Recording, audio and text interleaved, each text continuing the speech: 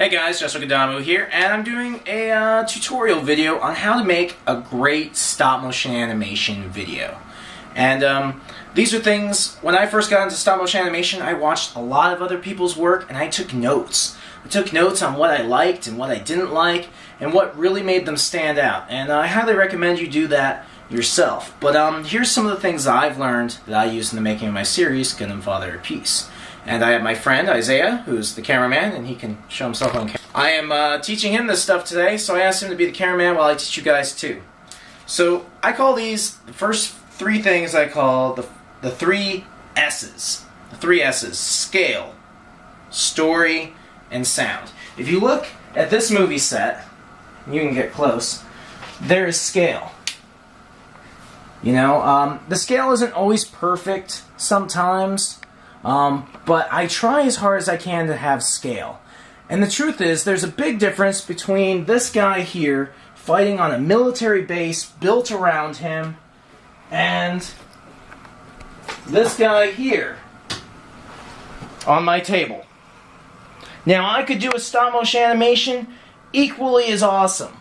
I could have all kinds of cool combat and just cool special effects with Adobe After Effects and whatnot, but the truth is, it will never feel like a giant robot. Especially with my T-Mug here. It'll never feel like a giant robot in combat. And so people might go, oh wow, that stop motion was really good, he's really good. But they'll never get wrapped up into the realism of it, because the coffee mug ruins it, let's face it. So, back here, you have scale. You know, and I have a couple random things on here, because we're not filming just yet.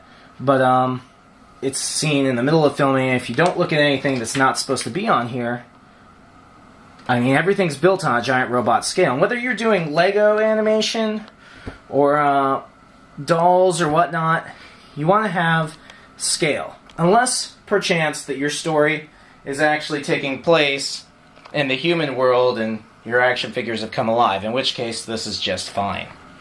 The second S is story. If there's no story, what happens is people watch your stop-motion animation and they go, wow, that was really cool, what else is on? Gundam Father of Peace, the first release, took more than 2 years for Part 2 to come out. That was a lot longer than I ever planned, but I worked 3 jobs and that just didn't have the time. I was always working on it, but it took forever. I mean, it frustrated me more than it frustrated anybody else. But you guys, the fans, stuck through. Why? Because there was a story. You needed to know what happened to Joshua Wolf. And I'm not trying to brag about my own series. I'm just saying that when there's a story, people will remember it. If there is no story, they go on and watch the next YouTube video. So if you really want to have a series, or not even necessarily a series, just an animation that makes people remember you and makes you popular on YouTube, you need some kind of story, even if that story ends at the end of your one film. That story is what makes people remember. The next S is sound. Now, sound is not absolutely necessary, that's why it's number 3. But sound effects do a lot more. You can get sound effects free off the internet. You don't have to steal them, you don't have to, do whatever. You can also buy sound packs cheap off eBay or off the internet. So don't count yourselves out. Sound effects are free all over the internet, and when I don't have a certain sound, I go find it. So that's the 3 S's. Next, let's cover sticky tack. Sticky tack is one of the most amazing things ever invented. And this is important because when you're doing stop motion animation, if there's a minor earthquake because you bumped the table, you don't want everything to fall off. This guy's sticky tacked, this guy's sticky tacked, this guy's sticky tacked. This guy should be sticky tacked. In fact, I was animating right next to him for a scene for Destroy the Unicorn, and he moved because he wasn't sticky tacked down. It wasn't that I really bumped him hard or anything, but that he just shook. He got bumped just a little bit and he moved. And so sticky tack can really hold your stuff down. I'm going to be filming a scene where lasers hit this guy, and what I'll do is I'll crop it so that you never see the blue sticky tack. And you can do that. And so sticky tack is incredibly useful. It can also keep your props down. This and this. These are all held down with sticky tack. That way, if you bump the mobile suit hanger, it doesn't go anywhere. So, and because you don't want to glue it down permanently, because otherwise you're in trouble. It's there permanently and you never get to reuse your props. Another thing is lighting.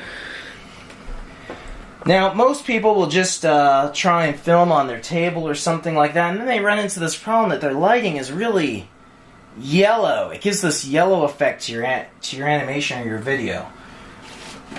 Now, obviously for practice, that's fine, but if you're really trying to make a production, make sure you get reveal light bulbs. And 100 watt is the best you can get. Make sure your lamps can support it. Your room may get a little hot. This whole room is a studio, and there's a light here, here, another one here, here, there, there, another one, and one over here. Now my movie set is large, so I need several lights to light the entire thing. And you can adjust the brightness on your camera as you're filming, but these lights give it a natural look. These are kind of like daylight bulbs. That's another word for them. And so they look like daylight when they're on, versus your standard yellow, soft white 40 watt bulb, which makes everything look very, very yellow. Lighting is important. You might be saying, tell them how much. Oh, how much they cost? Yeah. Reveal light bulbs really aren't that expensive. You don't have to put out for them, but they're not like expensive light bulbs. They really don't cost much more than the regular ones. So, if you have questions, Isaiah, just ask. So, okay. Another thing that we need to go over is effects lighting. Now, you might be saying, well, I thought this was a stop motion tutorial. Honestly, there are lots of good stop motion tutorials how to do stop motion animation. We'll get to that. But they never tell this stuff, and so I'm trying to teach the other stuff that you don't learn in the stop motion animation tutorial videos. Stop motion animation itself isn't that hard. Making a great one is. So the next thing I want to go over is effects lighting. Now, I've learned this from others, actually. This wasn't my concept. But you buy a flashlight, and several flashlights is really useful.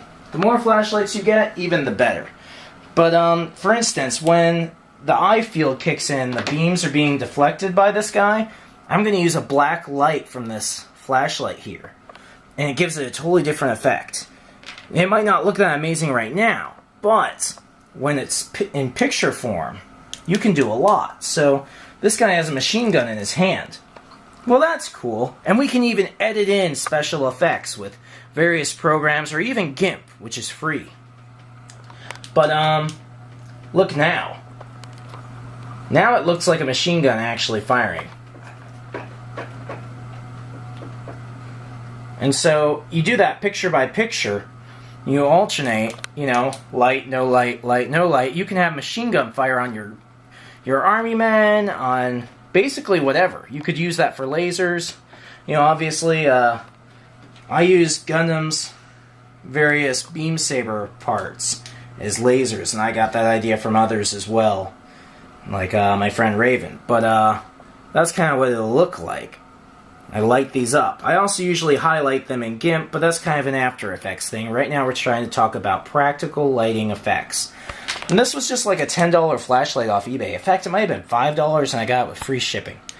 It also has a laser, which is pretty cool. I'm not going to shine it into the camera because I'm not sure if that'll hurt the camera, but there's a laser. And that can make for some cool effects. It's a little hard to hold straight, so it sometimes takes a couple tries. And there's various kinds of flashlights as well. You know, there's the headlamps. Just try stuff out. This is a red flashlight. Now my set's so well lit that it's kind of hard to see. But it does have a cool effect. And I have used it in animation. But flashlights. Those are great for having special effects, lighting effects. Gives it that gun or explosion feel. And that's most of what I have. Isaiah, do you have any questions? None? Okay, well that's going to conclude our tutorial video on how to make a great stop motion animation. You know, obviously, in case anyone needed me to cover this, the way you do stop motion animation is you have a digital camera. Oh, tripod. What? Tripods are really important. If you can have a real tripod and not just one of these, you'll do a lot better. I guess I was ending just a little too soon. I didn't write down a few things. But these, they move. So you press the button, your camera shakes. And so what you end up with is a shaky animation. Even if you hold it as still as possible and take your picture, the camera's still going to move a little bit. And so your animation will look like this.